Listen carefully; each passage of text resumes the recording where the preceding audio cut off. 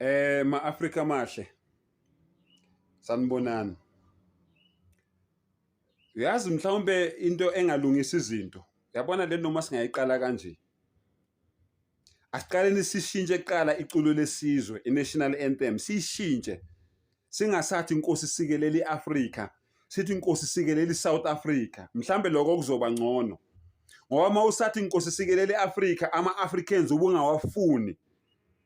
Kusho ukuthi awuyazi into oyikhulumayo. Sishintshe ngisho islogan, ngisho isiqubulo lesithi mayibuye iAfrika. Sishintshe naso, singasathi mayibuye iAfrika, sithi mayibuye iSouth Africa.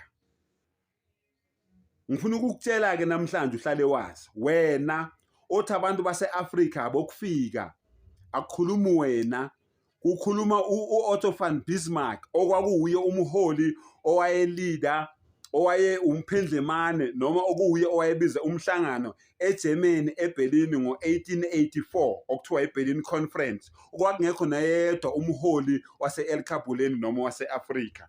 Lapho babehlangene khona bebambe umhlangano ukuthi iAfrika bangahlukaniselana yona kanjani, bangasihlukanisa kanjani thina ama-Afrika, bangasixabanisa kanjani thina ama-Afrika singazwani njengoba sizondana kumanje. So wena ke othi labantu laba abokufika abahambe, akukhulumi wena, kukhuluma amabhunu. Njengoba wena usho kanjalo uthi abahambe, la mabhoda lawo okhuluma ngawo wena uthi abanamaphepha bangene kuyibhoda benganamaphepha, lawo mabhoda lawo abekwa eBerlin eGermany. So lalela ke mfowethu, lalela dadewethu, wena othi wena mabahambe, especially nina beMash, shintshani iculo lesizwe, ningasathi inkosi sikelele iAfrika. Ngoba mawuthi iAfrika ukhuluma ngeAfrika yonke ukusuka eGibhithe kuyofika eKapa. Othi inkosi sikelele iSouth Africa, kwazakala ukuthi wena unobuhlanga, wena unobuzwe, uyakhetha, awuyithandi iAfrika, uthanda iSouth Africa. Ungathi mawenza isiqubulo uthi mayibuye iAfrika, othi mayibuye iSouth Africa. Then uzozwakala ke ukuthi uthini. Usathi mayibuye iAfrika, usathi inkosi sikelele iAfrika, kusho ukuthi awukazizwa wena ukuthi uthini. Uzizonda wena. Ngisakuphindela. Ngithi mina nampa abelungu bagcwele lonke izwe lakithi, amaShayina agcwele lonke izwe lakithi, abaseBrazil, amabhunu aseHolland, abase-Australia, abase-Malaysia, abase-England bagcwele izwe lakithi, amaJuda nawo agcwele lapha eCape Town. Aniwaqoshi wona ngoba ninenkinga nesizwe simnyama. Aninankinga nabantu abanganamaphepha eSouth Africa, kodwa ninenkinga nani nesizwe esimnyama.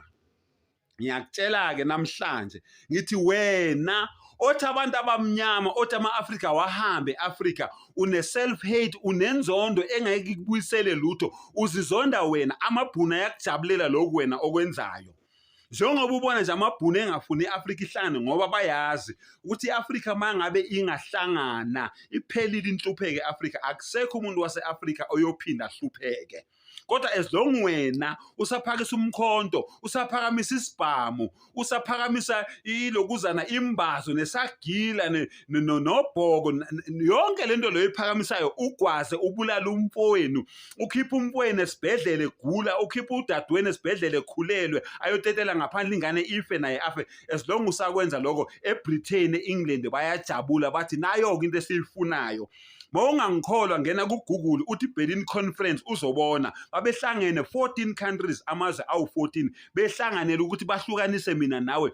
Njengoba namhlanje sizinja nekati singabhekani, amabhunu lokho akwenza ngamabomu. So njengoba wena uthi mabahambe, akukhulumi wena, untshelile umama uNkosazana Dlamini Zuma ukuthi umdali wadala iAfrika, amabhunu adala iSouth Africa, adala yonke lama-country awu54 ala eSouth Africa. Lamabhoda la wena oxhome ngawo othi bayiqa amabhoda awabekwanga abantu bakithi base-Afrika, kodwa abekwa amabhunu. Yonke lento leni yenzayo amabhunu ayijabulela, athi bambe ngakho. Abantu abamnyama mabengalwa nje kanje, bahlale nje beqwebhana kanje, bebulalana kanje, thina sibhizi sidovadovana nje nomcebo wabo. Abantu ngempela kumele ngabe niyabalwisa. Untshelile uZikode namthuka, ngibonile la kuma-comment, untshelile uZikode. Labantu ekumele ngabe niyamaliswa amabhunu la athatha amaplazi. Yiliphi ibhunu eleza neplazi la lisuke eHolland, lisuke eEngland?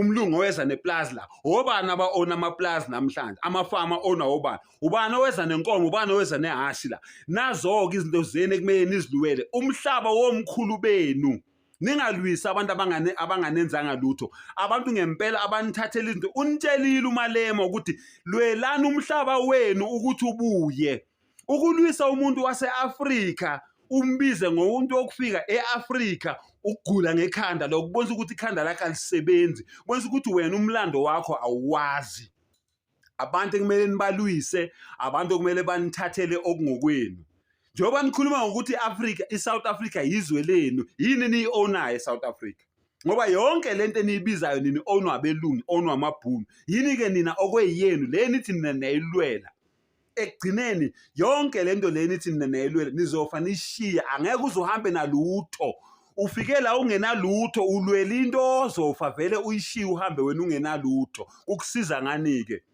vuka Taki vuka ama-Afrika leli gazi elichithekayo lochitheka kuze kube nini usihlekisa ngabamhlophe usihlekisa ngamabhunu bayajabula mani lokunilwa kanje niqwebhana kanje bayajabula bathi ibambe ngakho sifuna nje bahlale benje abantu abamnyama base-Afrika sibhizi thina ne-oil yabo sibhizi nama-diamond abo sibhizi ne-platinum nelahle labo ne-copper yabo ne-uranium yabo ne-coffee labo netiye labo nerayisi yonke into ela e-Afrika bazoyithatha kodwa ngiyakutshela ngithi mina ngelinye ilanga uyogcina uchaje ifoni ngelahle wena ola eSouth Africa ngoba ugesi ubuye eMozambique naseTanzania ugcina uchaje ifoni ngelahle le imoto lezene ehamba ngamabheti leyo cardbet le ibuye eTanzania ibuye eMalawi letiye leli niliphuzayo libuye eMalawi so vuka Taki yekela ukubhayiza uvula ingqondo kuse-Afrika la sizokutshela-ke thina umlando wakho ngoba wena uwazi ningithukeke ninginyefule ningisabise ningizingele ningifuna ama-location ngigcine la nithanda khona kodwa iqiniso kohlala kuyiqiniso